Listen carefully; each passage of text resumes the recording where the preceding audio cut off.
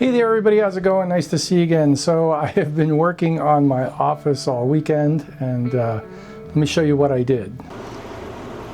Hey there everybody, so I've spent the weekend working on my desk. I got one of those Vernal desks, it's pretty cool. And I took the opportunity to do some office lighting. Sorry about the shambles, I got to, on the shelves there, I got to redo the shelves. But anyway, up there is an iPhoto light, and you can see it's got the grid on it, etc. softbox. That would be my main light. And then I've got this boom arm that I picked up off of Amazon relatively inexpensively. I think they're like $30, really makes a difference. I've got like a 10 by 10 office. It's really tiny, and so studio lighting is really hard. And so that would be my main light. That's where I sit. And then over here, and this was hard, I had to figure out how to get the fill light working. I don't have the room for a hair light to create the layering effect, but that's okay. I've got my lights on the background. Now that shade is really important because the sun really comes in that window and I need to have control over the light. And so I've got my curlicue lamp there, my Canon printer, and the blue lights along the back. Those are just LED strips. And then I've got my Edison bulb there with some artwork on the wall. And let me show you how it all looks. This is probably the best lighting setup I've had so far. All right, so that's the basic setup. And I got the main light there, as you saw, and then I got the fill light, or the kicker light. This gets this side. It's a little warmer toned coming from this side. And then I've got the two lights lighting up the background. If I really wanted to get crazy, I'd have a snoot with a hair light. I don't have any hair, so no point really, I guess. But basically, video lighting is just standard portrait lighting. I mean, that's what this is. And if you're wondering, yeah, I got some Botox in my lower lip because I wanted to be more appealing to the young girls out there. Oh, sure, yeah, Botox, right? Yeah, so basically what happened is, and I got to go off on this tangent, I'm building a catio on my front deck, which I haven't known what to do with for 15 years. And I think what I'm going to do is I'm going to turn into a catio that I can go out there and hang out, and Lake can go out there and hang out, etc. So I started working on it, and there's this decorative star on the front of the house that my wife put up.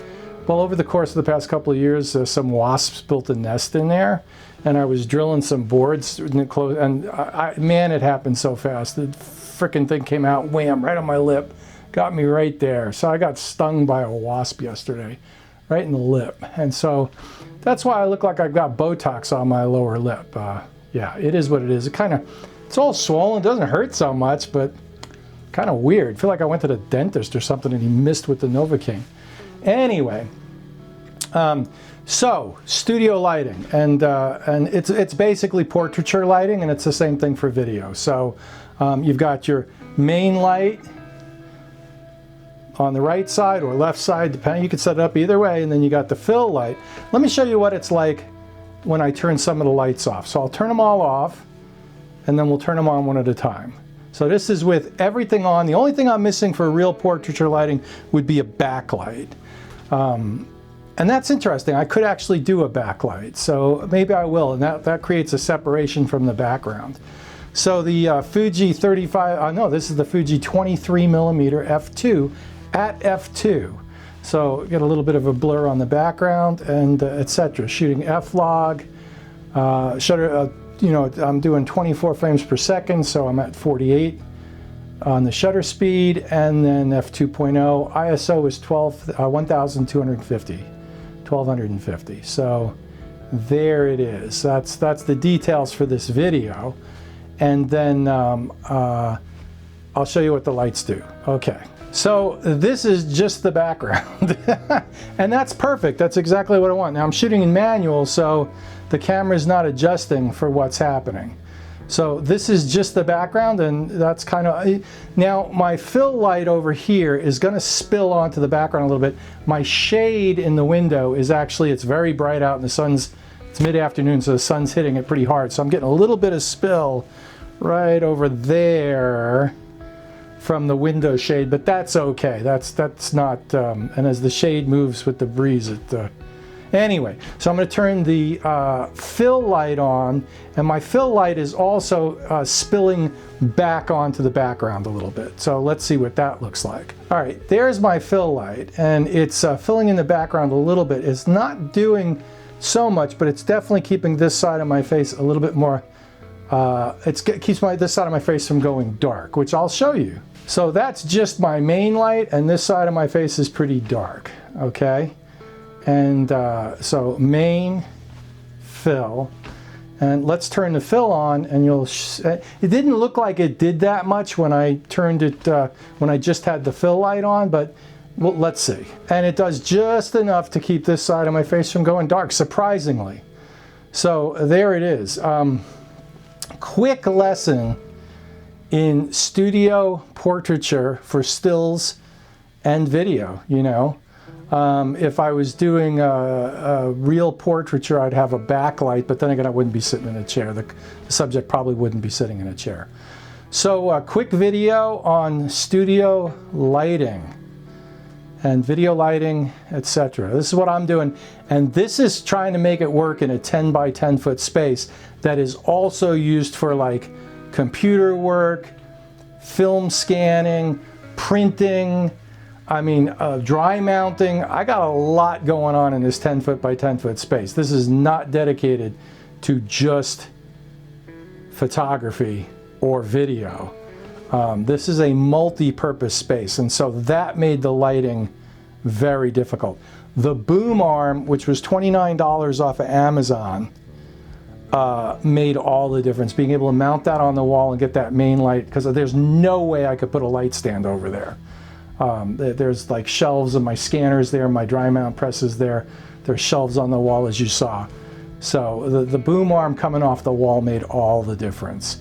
And I've got to keep the fill light low so it doesn't reflect on the photographs in the back, which are covered in glass. And those reflections would be bad. And as you see, like if I lift my head up, then the reflections on the glasses is pretty good. But this is pretty good because I'm not getting the reflections in the glasses like I was. So definitely an improvement for my videos moving forward. If you want to see more videos like this, let me know in the comments below. That would be great, you know, on lighting and stuff like that.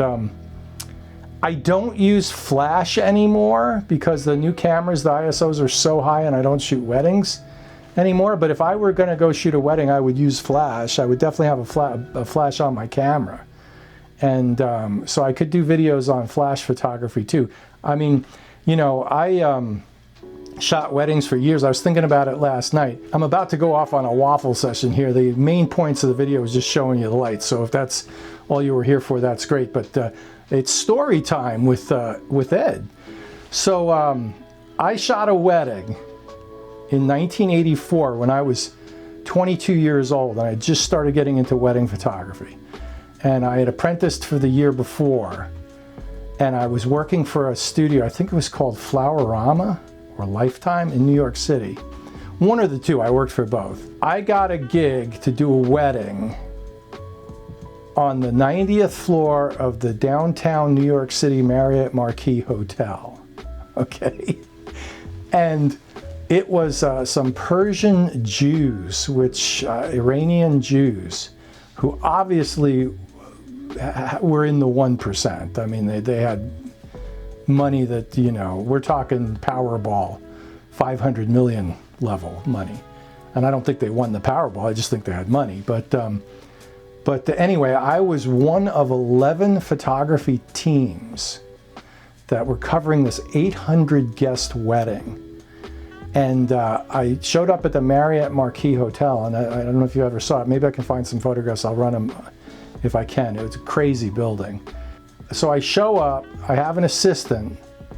I'm like one of the junior level guys, so I wasn't the main guy shooting the bride and groom. I wasn't doing the formals of the bride and groom.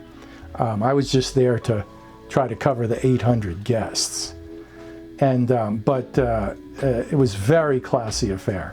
So when I show up at like, I don't know, it doesn't matter. I show up in the afternoon, mid-afternoon, and me and my assistant went up to the 90th floor with the photographer in charge, and he introduced us all to the bride and groom. That was the last time I ever saw him. And so the bride and groom were getting ready on the 90th floor, and the reception was on the 6th and 7th floors of the Marriott Marquis Hotel in downtown New York City. And so basically the lead photographer just said, you know, if you're one of the teams, just to do the candids at the reception, you know, get the, you know, the guests having fun. And so that's what I did. I had my Bronica ETRSI, and I shot maybe, you know, 5 rolls of 220 or 6, I don't remember. It didn't matter. I just shoot anything that looked interesting in the reception. I was covering the reception. That's what it was. I didn't even get to see the ceremony. I remember about 6 o'clock, one of the photographer assistants came, or the coordinator, came and found us all and said, by the way, in the back room over here down this alleyway or hallway, you know, through the service entrance, there's some food for you guys, so don't forget to get some dinner, because we'd already been there like 3 or 4 hours. So, and it was going to go till 12 o'clock at night. And so I go down this hallway. I was like, okay, time to take a break. Go down the hallway, bring my assistant we went into this room where they normally store the 100 tables and 500 chairs or whatever at that, well, 800. They were sitting 800 guests for dinner, so you do the math on that. Well, this room was the storage room where they keep all the tables, and it was empty now because they were using all the tables for the reception. And along the wall was maybe 10 8-foot tables set up with chafing dishes. And in the chafing dishes, there were like 2 tables with 10 chafing dishes full of filet mignons. I ate meat back then, I don't anymore. And then there was another table with potatoes and vegetables, and this was all like top level food. Like if you had went to a restaurant and ordered this in New York City in 1984, it would cost you $100. Okay, and this was for the service, this was for the help. Okay, I remember, you know, chowing down carrots, potatoes, filet mignon. I remember it was delicious. So ate all that, took about a half-hour break, then out to the reception, and just photographing. So anyway, but that was all flash photography with 100 VPS, Kodak VPS, so it was 100-speed film. So so I know how to shoot flash, and that's the upshot of this story. I just thought you guys might find it interesting. And if you want me to do a video on flash, I'll dig them out and see what I can. That's going to be difficult because I haven't done that in a long time, and I don't know what subjects. It's mostly for portraiture. That's what I would use a flash for. I mean, I've done one landscape photography in my life, and it was the tulips. And if I can find that image, I'll dig it up and put it on here. So yeah, so there it is. And with the tulips, it was the D200, and it had the flash in the, which was very useful because you always had it with you. It had that little pop-up flash over the pentaprism on the D200 SLR, and it was sunset, and I gave the flowers a little fill flash. So, all right, so that's my lighting video. If you found this helpful and you thought my story was interesting, like, subscribe, but mostly subscribe. Subscribers are where it's at on YouTube, and the more subscribers, the more this channel can do more videos like this.